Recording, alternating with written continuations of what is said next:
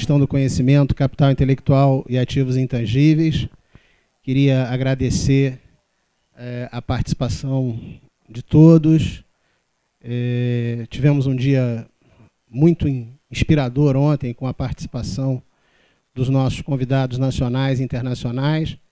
Temos mais um dia de agenda cheia e gostaríamos de começar de imediato a partir do briefing, né, de 15 a 20 minutos que o professor Leif Edvinsson, vai nos brindar. O professor Leif Edvinsson é um dos pioneiros nessa área de gestão do capital intelectual e ativos intangíveis. Na sequência, também teremos um briefing de 15 a 20 minutos do professor Marcos Will. O professor Leif Edvinsson é professor da Universidade de Lund, na Suécia, e estará falando conosco diretamente da África do Sul, onde ele está desenvolvendo um projeto no dia de hoje. E o professor Marcos Will é professor da Universidade Fraunhofer e vai estar falando conosco diretamente da Alemanha. Então, já vamos começar nossas atividades. Okay. Thank you very much. So I'm ready to share with you this morning some insights and happy greetings to all of you from Durban, South Africa, where I'm right now. I hope you can hear me and understand what I'm saying and get the translation later on. I am also regarded as the grandfather of intellectual capital, as I've been working with it for more than 20 years. We have an article to come up in Journal of Intellectual Capital in a couple of months now. It's called IC21, or more than 21 years of perspectives on IC development. So Journal of Intellectual Capital will have that article. It's a special issue, so you can look into the web to learn about it. So I started to work with this as an executive, and when I have done that for 10 years, I started to write a book about it, became professor, both in Sweden as well as in Hong Kong. I have retired from the Swedish position, so I'm Professor Emeritus there, but I'm still working with Hong Kong, and I find it extremely interesting to compare the European perspectives with the Asian perspectives. But it would be also very interesting to compare with the perspectives of Latin America and Brazil. So right now, as you know, you are a part of the so-called BRICS countries, which includes Brazil, Russia, India, China, and others. And we have an upcoming special issue, which will be launched as a booklet by Springers in the end of this year, late November or early December, on perspectives of the intellectual capital of Brazil and the other countries. So we could have a special session on that later on with you and some of the interested persons in the audience. I would like to share with you some thinking along the slides that I've sent to you, because the perspective is usually that we have a very negative perspective. So up to the left you see the perspective of Greece, actually, with the dark clouds and shadows, and people are claiming that Greece is a country with so much debt.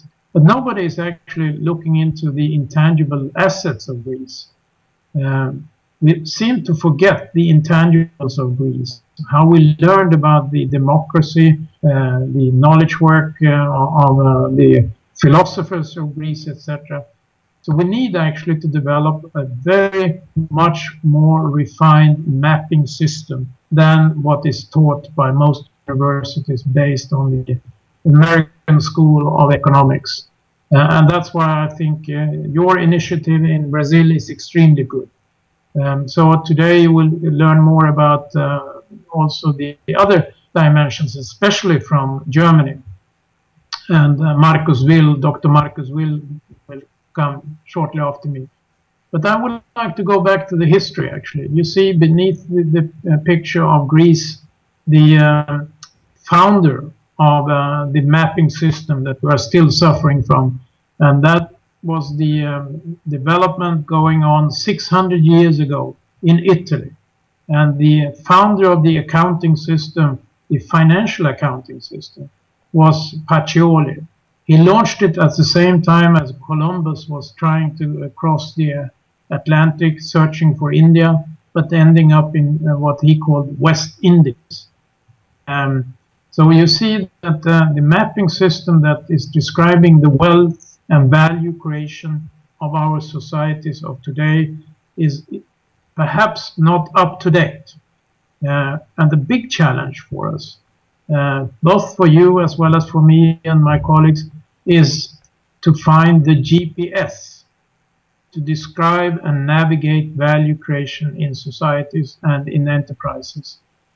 It's a paradox that we have it in your mobile phone, so if you're going from one block or one area of your city to another, you can actually follow that on your GPS in Google Maps or other smartphone systems. But we don't have it for value creation. Isn't that a paradox? That we have good navigation system for driving the car or walking in cities, but we are totally lost when it comes to, is there a positive value in Greece? Is there a positive value in a number of the enterprises that you have in Brazil? So therefore, if you see the Incas on top of the tree, was an initiative by the German government to start to work with the European Commission later on the subject of intellectual capital statements for the visualization of the value creation of enterprises. It started as an initiative with the German government in Germany with thousands of cases now. I think it's about 2,000 cases. There is a software to the right on the picture called the speed test of intellectual capital, so you can go up and have a look on it later on. It's in German, it's called the Schnell test, but it's actually a speed test of do-it-yourself to find out your intellectual capital.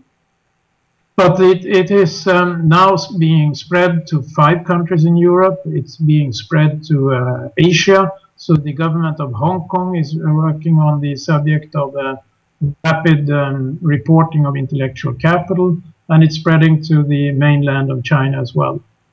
So therefore, you will learn more about the model of Incas from Dr. Marcus Will, but the logic, which you see in the middle of the picture, is the tree.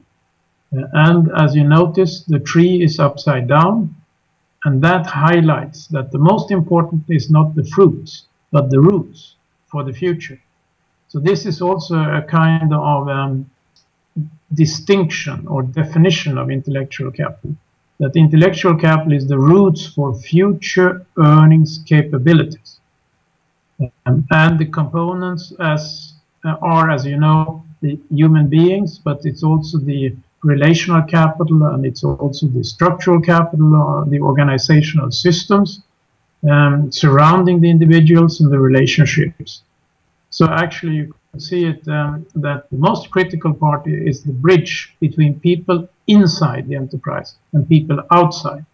And this bridge is called organizational capital. And that is a key component of the structural capital. And it's working 24 hours a day for you if you are good. But if it's not good, it's eroding your intellectual capital and human capital. So therefore, to the left down, you see another European Commission project that Dr. Marcus will be talking to you about. It's the assessment of the intellectual capital and communication of intellectual capital with the stakeholders to have insights about what's going on. This project is right now going on. I'm an advisor to it, and Marcus Will is one of the key working project leaders there. So the communication of intellectual capital based on the metrics is very important. So therefore, to the right, you see what the European Federation of Financial Analysts have developed as guidelines to have a better and more holistic perspective of the intellectual capital to report and take care of a number of perspectives. So I encourage you to look into the EFA's recommendations and guidelines. It was the first European recommendations. It's now being picked up also by Japan, and they are working very much with that. Actually, right now, or a week from now, there will be an intellectual asset week in Japan, and this is the 7th or 8th time they are organizing this. It's a collaboration between universities like Waseda University, the stock exchange, Nikkei stock exchange, and the big enterprises and the government. And the leader for that is, among others, Taka Sumita, and he is very instrumental also in developing the World Intellectual Capital Initiative. So in 2 weeks' time, they are going to meet in Tokyo to talk about the progress and the next initiatives. In doing that, you see down to the right something called Aalto University. And this is the larger context for intellectual capital. If you look upon the enterprises, you see that the pattern of intellectual capital highlights the flow of knowledge, how the roots are giving fruits for the future. The same goes for societies. But if you look into societies like Brazil or Greece or Germany or Sweden or Finland, there is a kind of decreasing rate of innovation. Societies become stubborn because there is too little societal innovation. You have a lot of innovation going on in mobiles, but the same speed of renewal is not taking place in societies. So therefore, we initiated with the New Club of Paris and the Aalto University the world's first camp on societal innovation. And it took place 4 years ago, the first one, and we have been running 3 of them now, Camp for Societal Innovation. Last week we had a slightly similar camp in Prototyping Week, we called it in Namibia, here in Southern Africa. The week after next, there will a little prototype here also in Johannesburg on Lab for Societal Innovation. The prime mover of this has been, as I said, Finland, Aalto University, and to the right you see 2 guys. The one with the glasses is coming from the Committee of Future of Finland, which is very unique setup. The former director of the Committee for the Future of Finland is standing there in a white shirt, and he is now with the University of Aalto and working on regional development and innovations for the future. And this is what we have then developed together with the New Club of Paris, the Camp for Societal Innovation. And this is very much based on learning to leverage the intellectual capital on different levels. And to finalize, I would say that to do that, we need the metrics, we need the map, and it starts with intellectual capital reporting from enterprises, and it leads up to national intellectual capital reporting. And for that purpose, we have a database now, including Brazil, and based on Taiwan, mapping 47 countries during 17 years with 48 indicators.